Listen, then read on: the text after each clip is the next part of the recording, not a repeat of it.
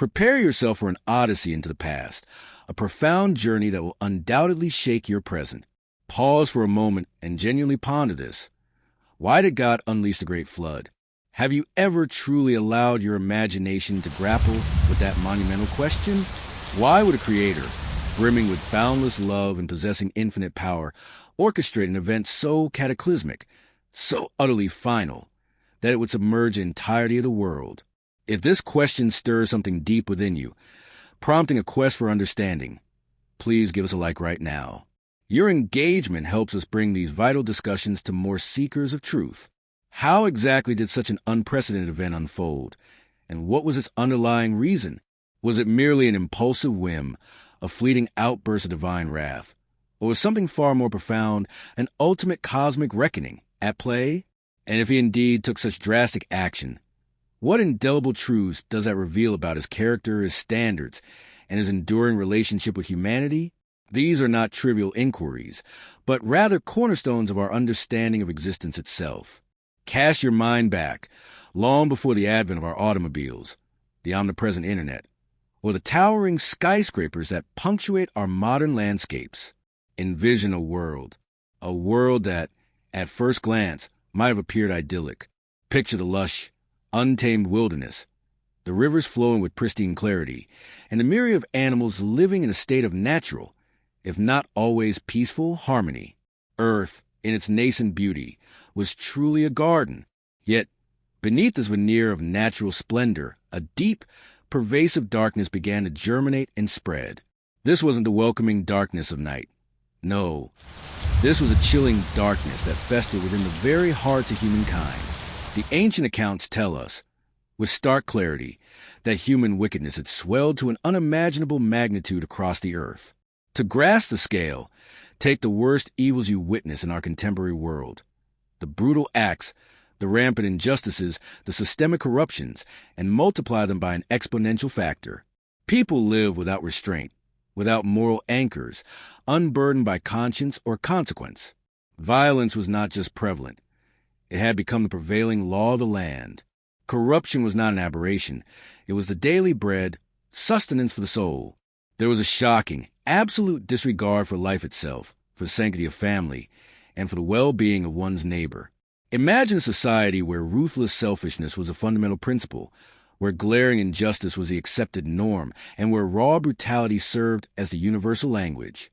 It wasn't an isolated incident of wrongdoing here or there. It was the overwhelming, pervasive tendency of humanity. Every single thought, every deep-seated inclination, every clandestine plan that emanated from the human heart was continuously, relentlessly, utterly evil. Take a moment to truly absorb that evil all the time. That chilling reality is enough to send shivers down one's spine, isn't it? There seemed to be no remaining space for genuine goodness, for tender compassion, for any flicker of redeeming grace. Humanity, by its own volition, was relentlessly spiraling into self-destruction, consuming itself in an agonizing, vicious cycle of escalating pain and profound suffering. If you find this historical mirror reflecting uncomfortable truths about our present, consider sharing this video with those in your life who are also searching for deeper understanding and a path forward. What happens to civilization when malevolence encounters no opposition, when wickedness metastasizes into the accepted standard, and when genuine kindness is cruelly dismissed as a mere weakness?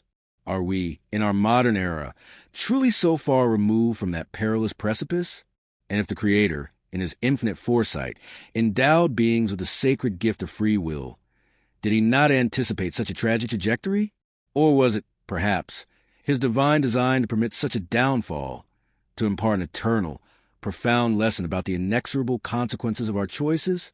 The sacred narratives recount, with heartbreaking pathos, that God felt profound grief in his heart for having brought humanity into existence. What an incredibly potent and vivid image.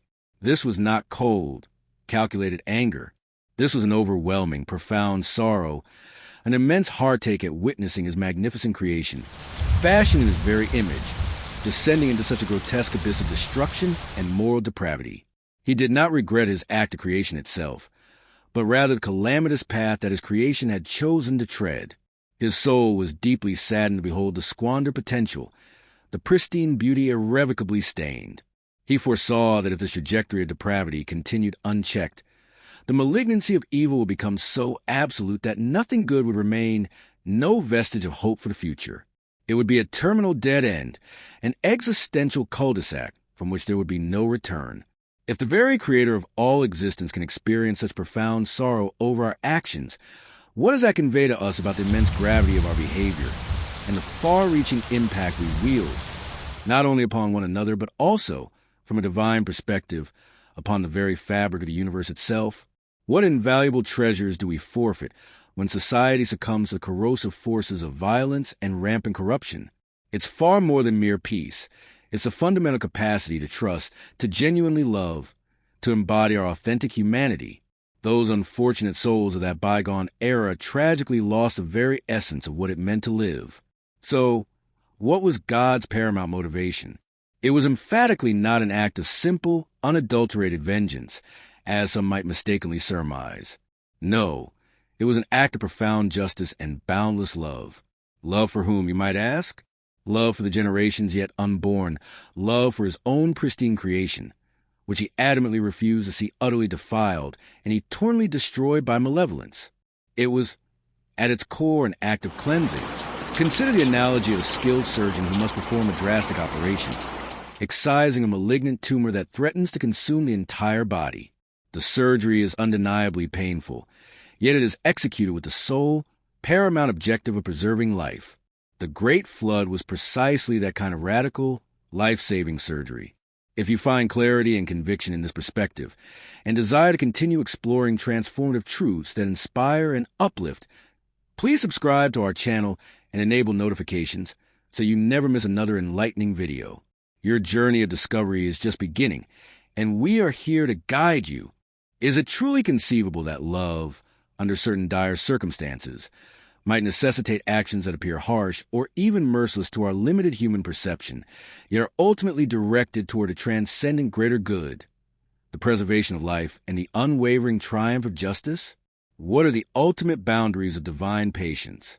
The saga of the flood powerfully illustrates that there indeed exists a critical juncture where wickedness becomes so overwhelmingly prevalent that it demands divine intervention, not for retribution, but to safeguard what remains good and to inaugurate a new, pristine opportunity. God needed to restore equilibrium. He needed to demonstrate, once and for all, that evil inevitably carries profound consequences, and that he is far from indifferent to the crushing weight of injustice.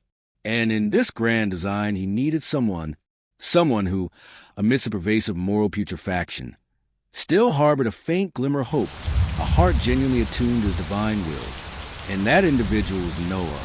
Why Noah among all the countless souls on earth? This is, without doubt, one of the most poignant and moving facets of the entire narrative. Noah was not a mythical superhero, an invincible giant, or a reigning monarch of immense power. He was, in essence, an ordinary man. Yet, the ancient texts unequivocally state that he was righteous among his contemporaries and that he walked with God. In a world where virtually everyone else was indulging in depravity, Noah dared to be different. He resolutely refused to conform to the tidal wave of moral decadence that engulfed his surroundings. He listened intently to the voice of God, placed his absolute trust in it, and most crucially, he obeyed without reservation. What does it truly signify to walk with God in a world that seemingly propels itself in an entirely antithetical direction? It means possessing a distinct moral compass, an internal gyroscope that aligns one's worldview with something far grander and more sacred than fleeting earthly desires. How immensely challenging it must have been for Noah to uphold his integrity, to maintain his moral fortitude, when every single person around him was steeped in pervasive depravity. What profound lessons does this impart to us about the indomitable strength of character and the immense courage required to stand apart, to be an anomaly in a sea of conformity? God did not choose Noah for his physical prowess or his worldly wealth. His selection was predicated upon Noah's unwavering faith and his steadfast obedience. And God assigned Noah a task that, to the eyes of any sane individual of that era, would have appeared utterly preposterous, bordering on lunacy. Construct an ark. Imagine, if you will, a colossal vessel, the sheer size of an enormous cargo ship, to be built in a location that, in all likelihood, was far from any significant body of water. No hint of heavy rainfall was discernible on the horizon. The people of his time must have scoffed, mocked him mercilessly, and branded him a madman. Yet Noah remained undeterred. He trusted implicitly. He obeyed explicitly. True faith is not tested when everything aligns logically, but rather when divine instructions appear utterly nonsensical or outright mad to pragmatic world. What are we, as individuals, prepared to undertake when God's pathway seems wholly illogical or counterintuitive to conventional human reasoning? And why did God mandate that Noah construct the ark in such a meticulously specific manner? Why not simply rescue Noah and his immediate family, then begin anew with them alone? Why the precise instruction to include a pair of every single living creature, male and female, of all the myriad species that crawl, fly, and walk upon the earth? This intricate detail unveils the very heart of God. His concern was not solely the salvation of humankind. It was fundamentally about preserving all life, life in its breathtaking richness and astonishing diversity. He, the master creator of every single leaf, every minute creature, desired to safeguard the entire intricate ecosystem. He harbored a grander, more encompassing plan for Earth, and the animal kingdom constituted an integral, essential component of that majestic design. The ark, meticulously laden with those countless pairs of animals, stood as a vibrant, living testament to God's profound care for every minute detail of his creation, underscoring his role as the ultimate preserver of all. What does God's meticulous concern for each pair of animals teach us about the inherent value of life in all its countless forms, and our own profound responsibility to act as diligent stewards and protectors of the natural world that has been entrusted to us? The arduous construction of the ark was not merely an engineering feat. It was a silent, yet thunderous, sermon preached to his generation. What are our own daily, often unacknowledged, actions preaching to those within our sphere of influence? The ark was far more than just a boat. It was an enduring symbol of salvation, a sanctuary from the impending tempest. It served as a tangible, undeniable proof of God's unwavering promise to all those who would place their trust in him. Noah, in the painstaking process of constructing the ark, was not merely saving his immediate family. He was simultaneously bearing powerful testimony, an unceasing warning echoing across the land for all who possess the ears to hear. What profound entity or principle represents the ark in our contemporary lives? What steadfast refuge offers us solace, security, and unwavering hope amidst the relentless storms of the world and the pervasive erroneous choices that incessantly surround us? When the torrential rains finally began, it was not a gentle shower. It was the very heavens collapsing, the subterranean waters erupting from the earth's depths, a cataclysm of such unimaginable proportions that it redefined the very concept of total. The ancient accounts solemnly declare that all the towering mountains beneath the vast expanse of sky were utterly engulfed. It was the absolute, all-encompassing reach of God's righteous judgment. For those who had relentlessly mocked Noah, for those who had defiantly ignored his earnest warnings, the dawning reality must have been terrifying beyond comprehension. The door of the ark, which for so long had remained open, a beacon of mercy, was then definitively sealed by God himself. No one else could enter. What profound insight does the definitively closed door of the ark impart to us concerning the fleeting window of opportunity that God graciously extends, and the critical urgency of acting decisively in the face of divine warnings? Those who remained outside the sanctuary of the ark most likely convinced themselves they still had ample time, that the situation was not nearly as dire as Noah had proclaimed. What devastating price do procrastination and obstinate denial exact in the most pivotal, life-altering moments of our existence? The ultimate purpose of the flood starkly illustrates that real, inescapable consequences inevitably follow disobedience and the wholesale rejection of divine principles. Are we, in our daily lives, conducting ourselves in a manner that truly acknowledges and respects this profound reality, or are we dangerously underestimating it? So, what did the entirety of humankind in that bygone era truly lose? They lost their lives, of course, a loss beyond measure, but they forfeited far more. They squandered the sacred opportunity for an existence steeped in peace, for a just and harmonious coexistence. They relinquished a chance to forge a deeper, more intimate connection with their Creator and to live in profound harmony with His divine will. They tragically lost the very privilege of their existence, not due to an arbitrary decree, but as a direct, inexorable consequence of their own unchecked choices. It is a loss so immense that it should compel us to tremble with sobering introspection. But what about us living here now? What priceless gains have we inherited from God's decisive, seemingly drastic action? We have been bequeathed an immense and timeless lesson. We have been granted undeniable proof that God is fundamentally holy, unequivocally just, and that evil, in its ultimate manifestation, cannot and will not prevail forever.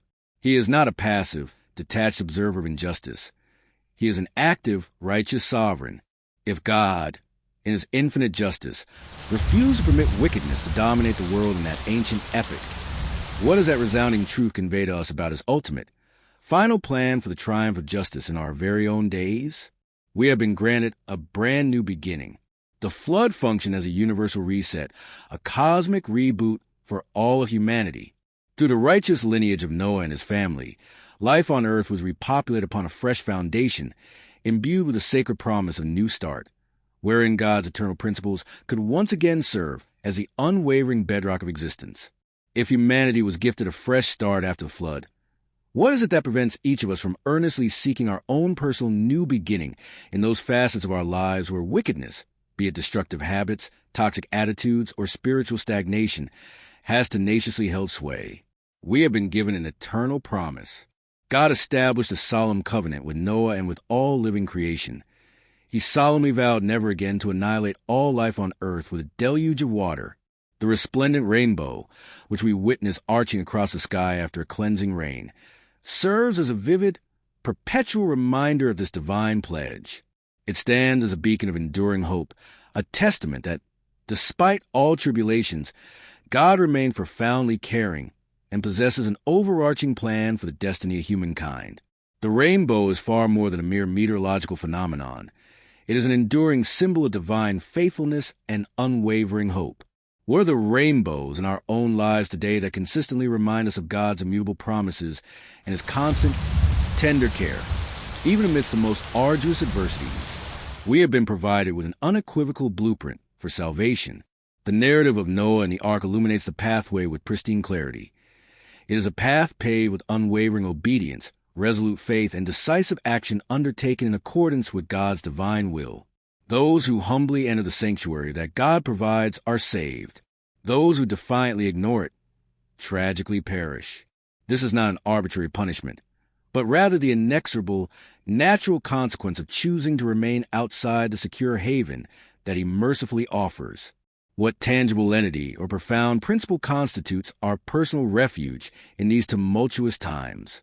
Where do we earnestly seek genuine security, unwavering solace, and clear guidance in a world that grows increasingly uncertain and perpetually turbulent?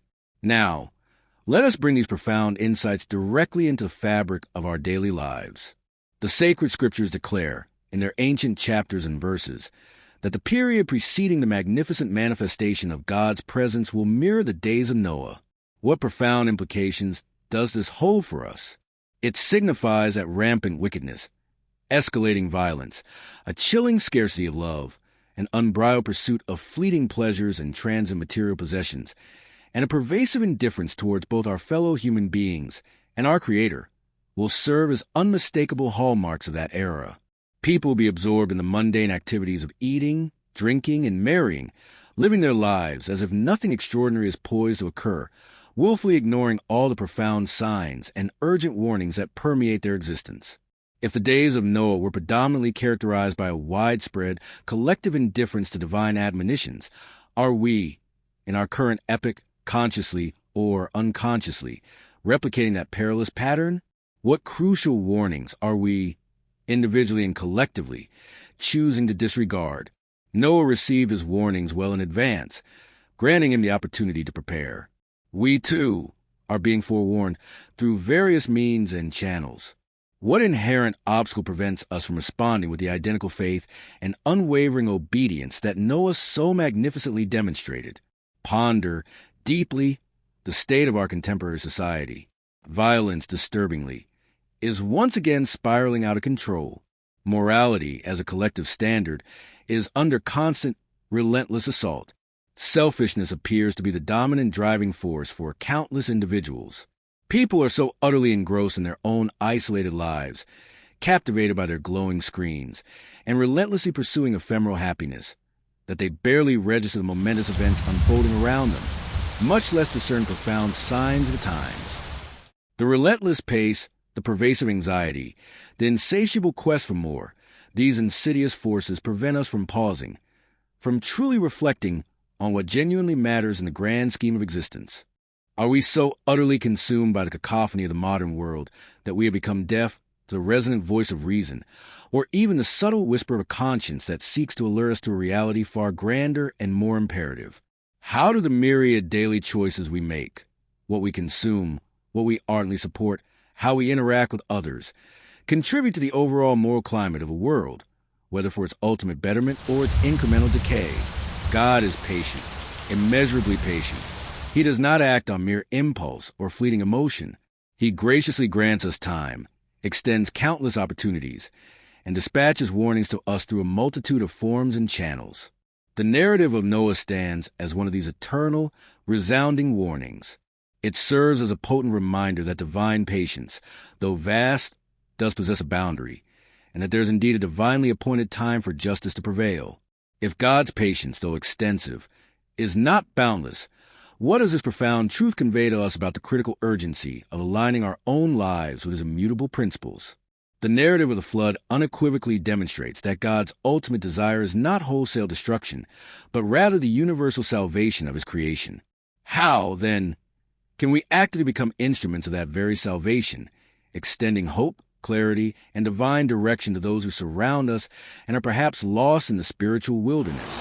So, having absorbed all these profound truths, what is our next decisive step? The narrative of Noah is not imparted to instill debilitating fear, but rather to awaken us from our spiritual slumber. Its purpose is to compel us to gravely consider the essence of who we are, the intrinsic quality of the lives we lead, and the momentous choices we are continually making.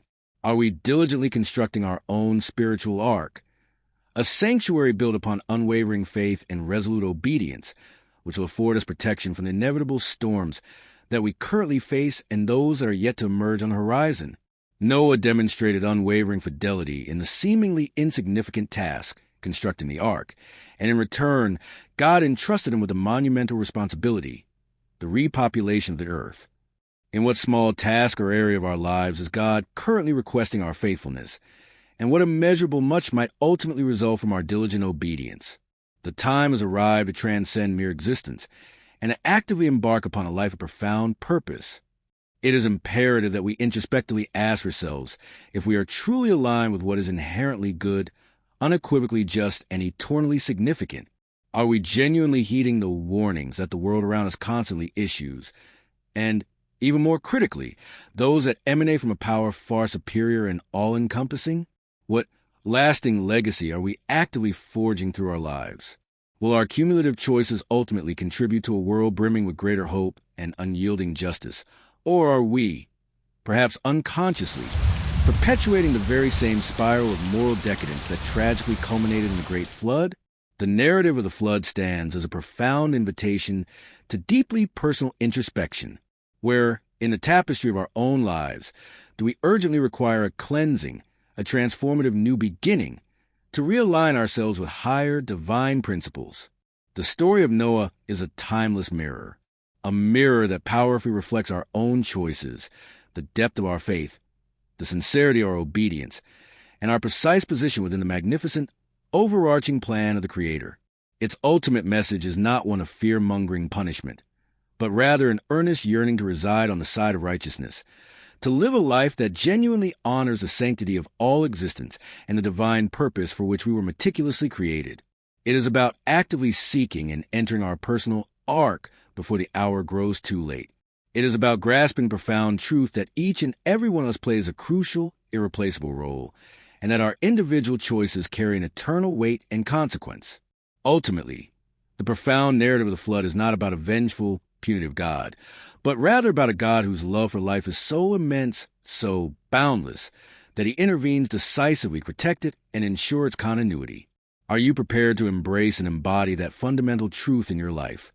Starting today, may this profound, soul-stirring narrative about the Great Flood transcend being just a mere viewing. May it ignite a genuine, transformative catalyst in your very being. Let it propel you to deeply ponder your choices, to rediscover your true purpose, and to fortify your unbreakable connection with the Creator of all. The story did not conclude in Noah's ancient time. It lives on, vibrant, urgent, and undeniably relevant within each and every one of us. If this video has resonated with your deepest convictions, if it profoundly expanded your understanding, and if it has illuminated your path with a refreshing perspective, then do not, under any circumstances, keep this potent message confined to yourself. Embrace this vital mission. Smash that like button right now. By doing so, you're not just clicking, you're casting your vote for truth, signaling to the YouTube algorithm the profound significance and widespread impact of this content. Help us carry this life-altering truth to the millions who are desperately seeking answers, yearning for enlightenment, and longing for a new spiritual awakening. Share this video relentlessly. Propel it across all your social media platforms. Send it to every family group chat, and personally reach out to every friend you know who is in dire need of this very inspiration and introspective challenge. Become an undeniable conduit for truth, hope, and transformative insight in a world that so desperately needs it. And perhaps most critically, if you're someone who truly values intellectual depth, crystal clear spiritual insight, and the unwavering courage to explore the fundamental truths that shape our very existence, then subscribe to our channel immediately and activate that notification bell. Do not, under any circumstances, allow yourself to miss even a single one of our forthcoming videos, each meticulously crafted to continue challenging your intellect and profoundly nourishing your spirit. Become an integral part of our rapidly growing global community, a collective of passionate truth seekers, profound meaning makers, and active agents of change in the world. Your like, your share, and your subscription are far more than simple clicks. They are your resounding, unequivocal yes. A powerful affirmation that this sacred journey of discovery will not only persist, but will expand exponentially, impacting countless lives and shaping the very trajectory of our collective future. Join us now and become a pivotal force in the monumental change that is unfolding.